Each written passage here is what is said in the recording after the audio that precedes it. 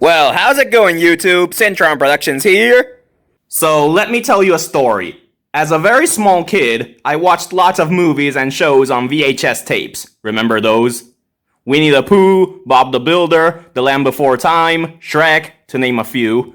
I had a nice early childhood, but there was one incredibly obscure movie I remember watching. A movie so obscure, you all probably didn't even know it existed. Until now. This is Noah's Magic Ark. I remember watching this movie a few times, the Spanish dub to be precise. The VHS tape we had of that movie wasn't in English. I don't know, but I think I liked the movie as a kid. Then again, I always loved animals and younger me was easily impressed by anything that had animals in it, so maybe that's why my family got me that movie. Well, that, and because I always loved the Bible story of Noah's Ark. I even had a Little People Noah's Ark playset long ago. Anywho, I don't remember what happened to that VHS tape. I don't know if it broke, or if it was given away, I don't know. All I know is that for many years as I grew up, I forgot the movie even existed. But a couple of years ago, it happened. I noticed that a YouTuber named Phalis reviewed a movie called An Angel for Christmas, and, oh right, forgot to mention, but I also saw that movie as a kid. I'm not lying, I remember. Then, the memories came flooding back, no pun intended, and I remembered the Noah's Ark movie. You see, both Noah's Magic Ark and An Angel for Christmas were made by the same company, but we'll get to that later. Anyway, it wasn't a fever dream, it was real. So, I tried looking it up on YouTube because I wanted to rewatch it, but to my dismay, I only found this very short trailer. However, the trailer was in English, proving to me once and for all that this movie has an English version. After some more searching, I found the whole movie in French. I only speak English and Spanish, so I didn't understand jack. Then I found it in Spanish, just like I watched it as a kid. When I finished, I was like, wow, this movie ain't as good as I thought it was. It's pretty weird at times, but it's mostly kind of boring. But I wanted to watch it in English, but the English version was nowhere to be found on YouTube. That probably explained why no other YouTuber has ever reviewed this movie yet. Not even Phalis. The movie is that poorly known. I guess it's more rare than other Goodtimes movies. Oh yeah, this movie was made by Goodtimes Entertainment, a company infamous for their rather mediocre animated movies. Their movies aren't terrible, but they're pretty boring or senseless. The voice acting tends to be wooden, the animation is sometimes okay, but it tends to be mediocre, and the characters are either bland, pointless, or downright annoying. Yeah, for a company called Goodtimes Entertainment, watching their movies makes you not have a good time. But to be fair, Goodtimes isn't the worst animated movie company out there. That would be Dingo Pictures. It took a long while, but eventually, several months ago at the time of making this, someone finally uploaded the English version of Noah's Magic Ark to YouTube. So thank you, Gateway User 200. I finally watched it in English and, yup, this movie is not as good as I remembered. Since nobody else has reviewed it yet, I decided to review it myself. After a few months of hesitating, lol. So yeah, I am now gonna review Noah's Magic Ark. But before we begin, let me say something. I'm gonna go through the pain of reviewing this so you don't have to watch the movie. But if you still want to watch it for some reason, go watch it at Gateway User 200's channel. Although I do suggest watching other better movies and shows instead. By the way, throughout this review, I'm gonna be speaking through this crudely made hand puppet, cause why not? Alright, enough lollygagging, let's begin!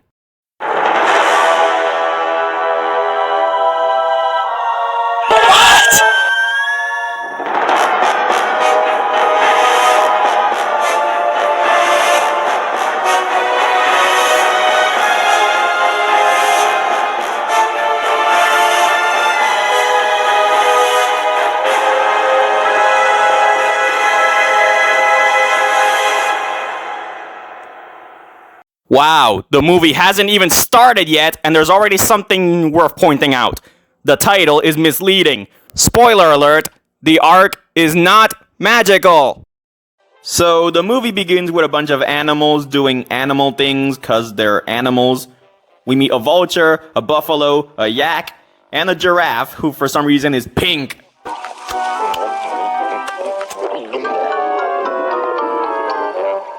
Ugh, that's disgusting! Did they seriously have to animate that? Help! Gerald! Help! Walter! Help! Brian the beaver is trapped in his dam, and we have to get him out before he drowns. What the heck is going on? So little is happening, and yet so much is happening at the same time! Give us time to breathe, movie! Anyway, this is our protagonist, a koala named Vincent, who for some reason sounds like an 8-year-old child, but whatever. So, Vincent wants the other animals to help him save some beaver guy named Brian, and they all just laugh. Someone is in danger of dying, and you guys just laugh? That's not funny! Imagine if I said, "Oh no, there's a bunch of babies trapped inside a burning hospital," and everyone just laughed. They come off as sociopaths! Also, I gotta ask, where does this movie even take place? There's animals from all over the world living in one forest! Koalas are from Australia, giraffes and Cape buffaloes are from Africa, yaks are from Asia, beavers are from North America and Europe, and, okay, I'm not sure what type of vulture this is because his design is too generic and cartoony, but seriously, where is this movie even located? Pangea? Pangea split apart during the dinosaur age. There's no way all these animals can even see each other in the wild. Anyway, back to the movie.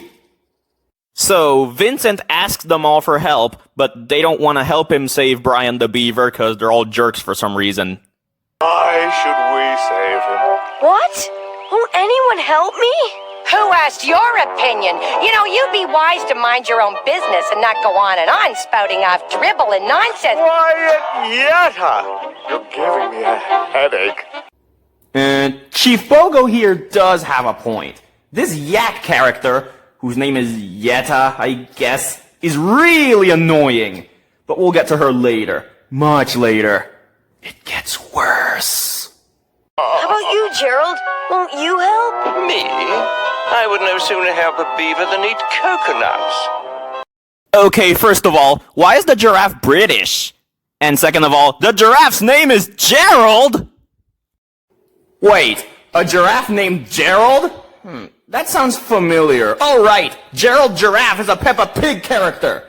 But okay, whatever. Then, who's Walter? Walter! Since the vulture guy is named Vern, as we learn later, Vern the vulture. that means that Walter is the buffalo. Gerald, Vern, and Walter. Such interesting and memorable fan-favorite characters. So, Vincent goes to save Brian all by himself because the other animals don't want to help him because they're jerks. Hurry, Vincent!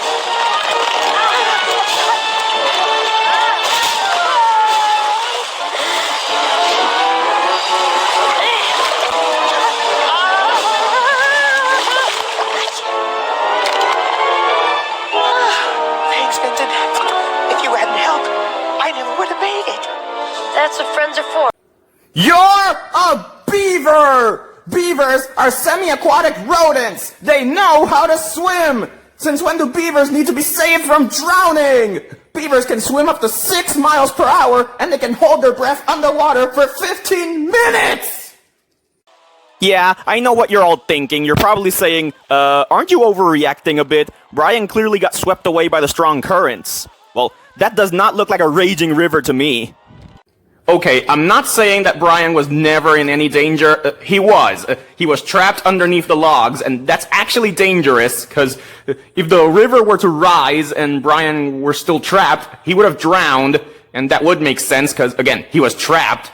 Or he could have starved to death, or maybe he could have gotten eaten by a predator or something. But once Vincent freed him, Brian should have been fine. He should have been swimming around happily, but no, apparently he can't swim. It's like the animators didn't even know what a damn beaver is. Get it? Damn. Because beavers build dams. Now we meet the main antagonists, an evil crocodile named Luther and his unnamed rat sidekick. Seriously, I'm not even joking. This rat has no name. Not once is his name ever said in the entire movie. The credits are no help either, cause they didn't even put the names of the characters next to the actors that voiced them. Who does that? I bet that the writers didn't even think of a name for this rat. Which is odd, cause he's pretty much the secondary villain, as he's always seen with Luther, the main villain. Speaking of Luther, apparently he's the king of the animals or something like that. Luther, I mean, Your Excellency. Wait. He's a king, and his name is Luther. So, he's Croco Luther King? It's not funny. Yeah, that's not funny. You're right. I apologize. I hear you've been upsetting some of my subjects. No, sir. I was just asking him for help. Brian was trapped inside his dam, and... He was just trying to risk their lives instead of his own. What is this dialogue? An excellent site for a dam, Brian. Except for one thing. It's in the wrong place. He just contradicted himself in a matter of seconds. Is the dam in an excellent place, or is it in the wrong place? Make up your mind, Luther! Also, I gotta love Brian's reaction to Luther saying this. What? What is this voice acting? What? Anyhow, Luther destroys Brian's dam with his tail, cause as we all know, crocodiles have axes hidden in their tails or something. Next time, you'll ask my permission before you build in my forest. Remember these facts about beavers, kids. They're blue, they can't swim, and if they want to build a dam, they need to get their builder's permit from large predatory reptiles. True facts. There, you see? Luther is swimming in the exact same river as Brian, but he's not getting swept away by the currents, cause there are no currents. This is not a raging river. Otherwise, Luther would have also gotten swept away, but no. So the thing is, Brian can't swim. He has no excuse. Seriously, Brian is a disgrace to his species. Now we get the villain song of this movie. Oh yeah, forgot to mention, this movie actually has musical numbers. There's 3 songs in this movie, and the first one is the villain song, and it's so awesome! Screw Be Prepared, screw Poor Unfortunate Souls, screw Friends on the Other Side, and screw Shiny, this is the greatest villain song of all time.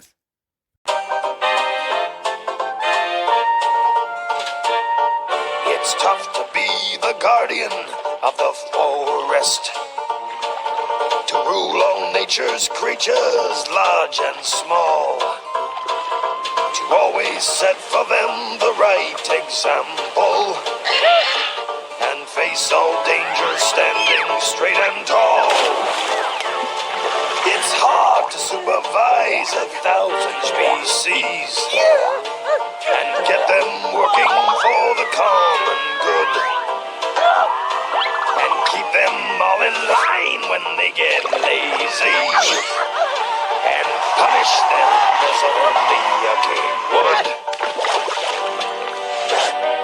It's so lonely at the top when the world bows down to you. You know friends that you can trust to cheer you when you're in the stratosphere of loyalty. There's none who are your peer. So I live a life of loneliness with no one to hold dear.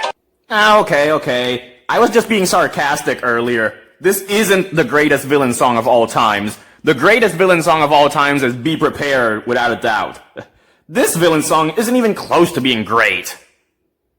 The lyrics are subpar and kinda hard to understand, and the song isn't even that catchy. The song is basically just Luther saying that he's a tyrant who rules with an iron fist and likes being by himself or something. To be ruler of the land and sea and air. OMG, did you guys see that? The rat was running on the water! I am constantly the subject of opinion.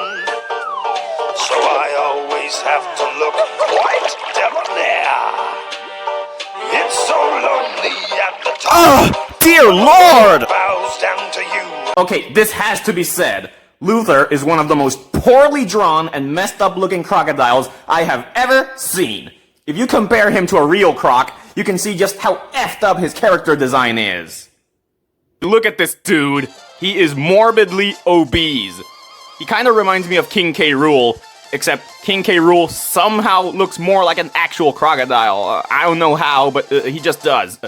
Luther here is very, very, very, very obese, and his head is attached directly to his throat. And oh my god, this body. These body proportions are less like a reptile's and more like a large mammal's, like, I don't know, a bear or a cow, and his head is so above the ground. I know that crocs and gators can walk upright and their bodies can be held a little bit above the ground, but this is ridiculous.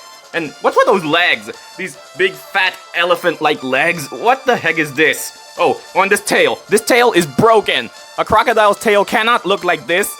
Like, it's very, very above the ground, and it's curled in a very impossible way. This tail is broken. They're not chameleons. Their tails don't curl like that.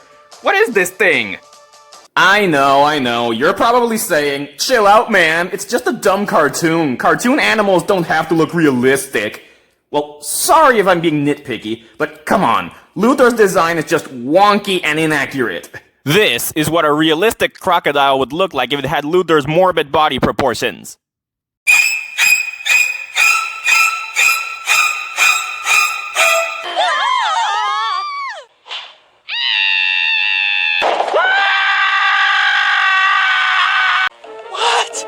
Okay, enough of that. Back to the song. So yeah, this song is okay, I guess.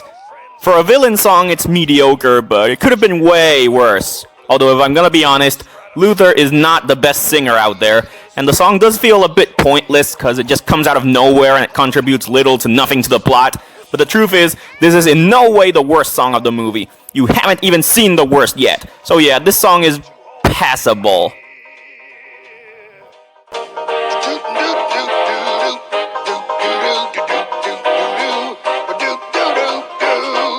Is he singing or is he having a stroke? Luther, do the world a favor and never sing ever again. Leave the singing to Arlo the alligator boy. He's a way better singer.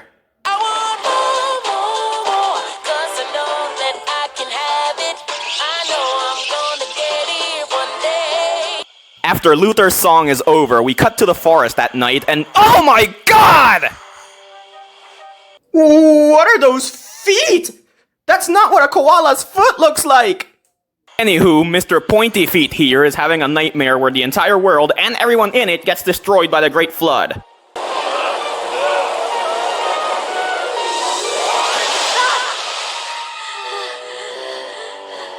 You know, for kids! Vincent believes that his dream was a warning, so the next day he tells everyone about it, but of course they don't believe him and they just laugh. Wow, these bozos will laugh at anything, huh? Don't you see? It's telling you if you don't change your selfish ways, you'll all be punished. Punished? By whom? Whoa, buddy, calm down. Perhaps our young Vincent has been nibbling at the eucalyptus tree again. Wait, was that a drug joke? Perhaps our young Vincent has been nibbling at the eucalyptus tree again. Nothing says kids movie like a good old drug joke. Also, forgot to mention, but Gerald looks like a pink version of Melman from Madagascar. But Vincent may be right. Wait, who are you? Where did you come from? If Vincent... So, this is Greta, I guess, and she's the other protagonist and Vincent's love interest or something. So, there's two of them now? Why do you need two of them? Vincent is already a pretty bland and forgettable protagonist with barely any character traits. Why do we need two koalas now? Greta is literally just female Vincent. She's not interesting either. Oh wait, she only exists just so that Vincent can have someone to mate with after the flood is over. Naturally, Greta is the only person, marsupial who believes in Vincent. We've all become cruel and uncaring. If Vincent's dream is a warning, then maybe it's not... This talk is treasonous. Okay, so the deal with Luther is that he feels insulted and threatened by Vincent's warning. Basically, he's like, me? Punished? I don't get punished. I do the punishing, cause I'm the king. Nobody can punish me. This talk is treason. So Luther forbids the koalas from talking about the Great Flood, or else he'll send them to a place called the Swamp of No Return. So Luther sends traders to some Swamp of No Return. I don't know, man. Instead of doing that, why don't you just eat them? You are a crocodile. I don't know, Greta. Maybe my nightmare was just a bad case of indigestion. Disgusting!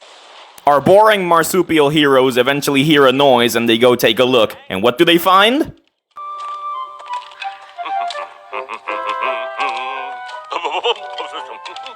Yes! 9 minutes and 35 seconds into the movie, and we finally get the titular Noah.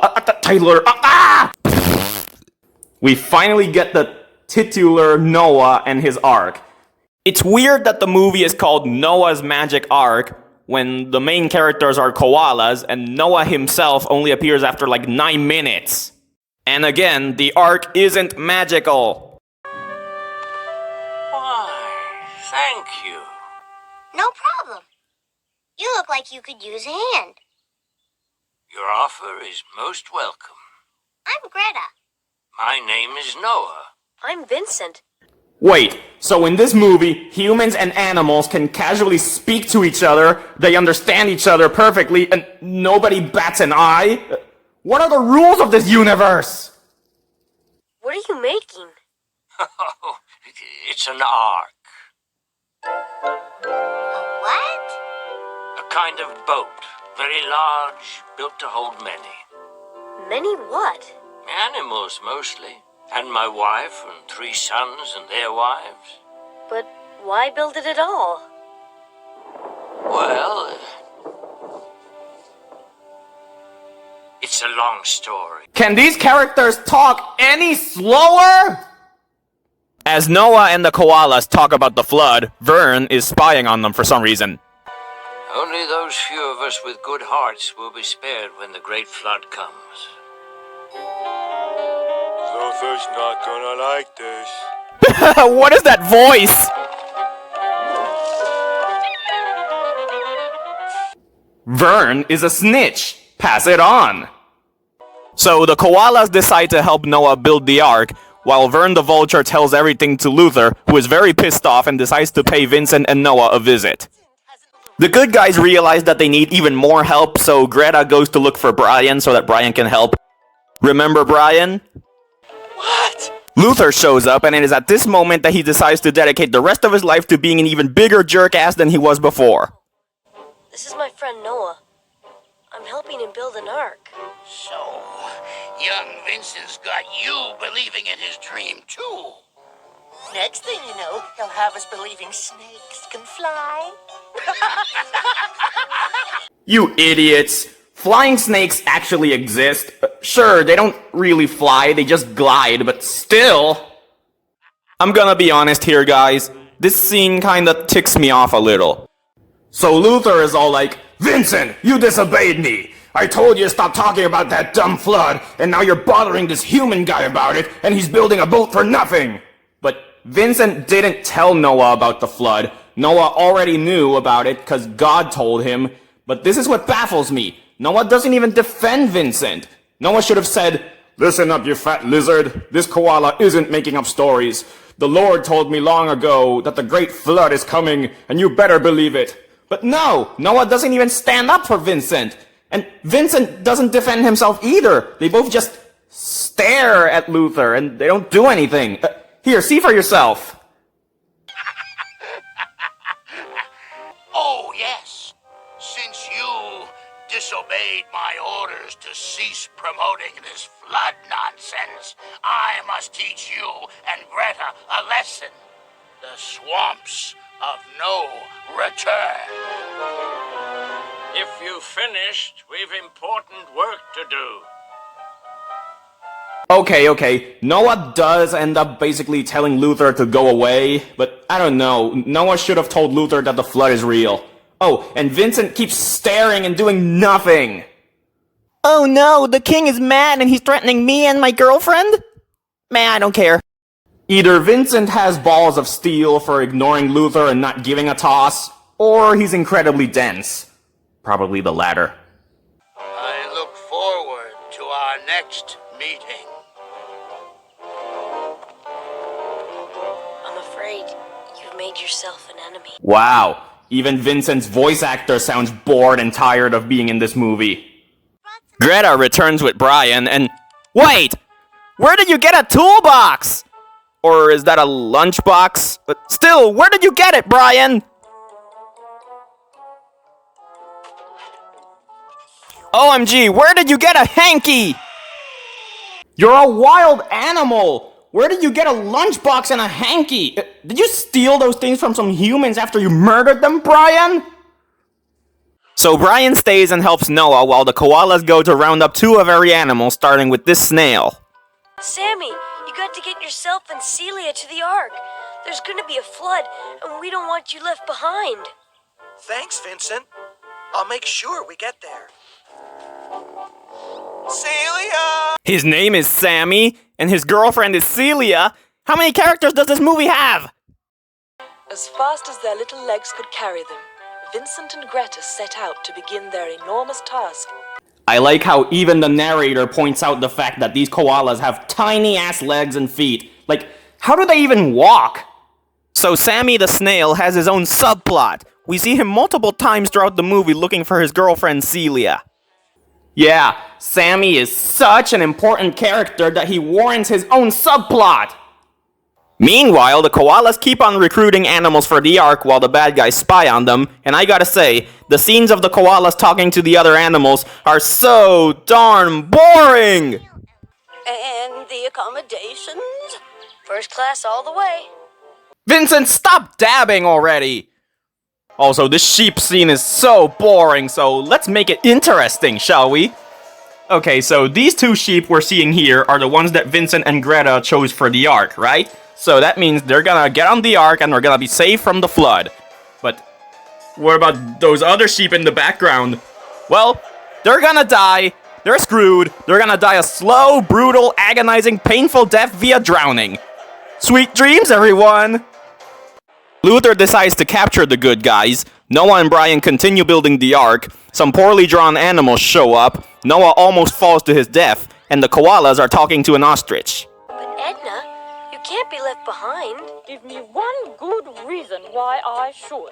First of all, ostriches don't bury their heads in the sand. That's an old myth. Doing that would kill them. And second of all, her name is Egna.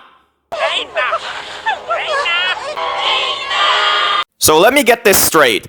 They didn't give a name to Luther's sidekick, but they did give a name to this minor character who, spoiler alert, never appears again after this scene? Why? So Egna doesn't want to go to the Ark, but then someone comes and saves the day. I'll give you 3. How can you doubt the sincerity of these 2 well-meaning souls who have ventured forth with such a story and a conspicuous attempt to save your life when they could have left your head buried in the sand, but instead reached out to offer their hand in friendship? All right. I'll come. Oh my god, Yetta's back, and she's here to stay. Seriously, Yetta is a main character now. At the start of the movie, she was one of the jerks, but now she has a change of heart and joins the koalas for some reason. And what's the purpose of her character? Well, she's the comic relief. Or rather, she's meant to be the comic relief, but actually she's just really annoying. Then you can help convince the others to join us. Interesting you should say that, because just the other day I was talking to Stella the Sloth, and she said that Larry the Lynx felt that if anyone could help in these matters, it would be me, so... So we all agree you do have a way with words. Well, nature left me with no choice.